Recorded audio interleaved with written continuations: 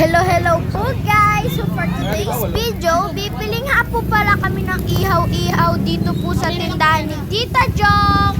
Naku mga guys, agad po nauubos yung paninda nila. Alas 7 pa lang po yan ha. Tingnan nyo po yung video ko. Bukod nga naman po kasi sa masarap po ang sauce at suka at ang inihaw nila mga guys, ay malinis pa po ang pagkagawa po ng mga inihaw nila mga guys. Ito po mga guys, oh, kita nyo po yan. Wala na po dyan banda.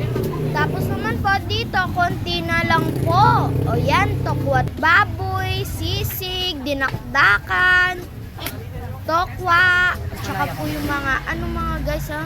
May barbecue po, at tsaka po pork na ang bulaklak, at saka po may hotdog din po mga guys. Isa na lang po yung natira. May chicken feet din po, isaw, tsaka po yung ulo din po ng manok. Ayan, sa tabing daan nga po pala sila, kaya po madaling makita. Naku mga guys, napakasarap po ng inihaw nila dito.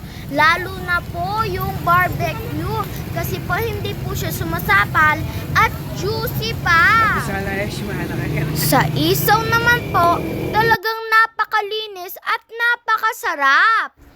Palagi rin po kaming naghihingi ng extra sauce at extra suka dito. Kasi po ginagawa po naming sabaw mga guys. Kasi po naman talaga ang sarap mga guys. Thank you po Ate Jong. Follow for more videos. Don't skip my ads. Bye!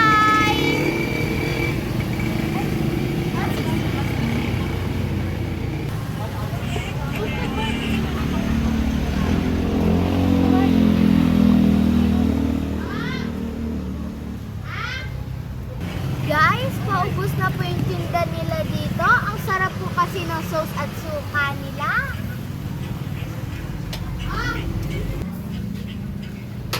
Dito nga po pala siya sa Hayat Bridge. Yung mga gumagawa po ng motorcycle, visit na rin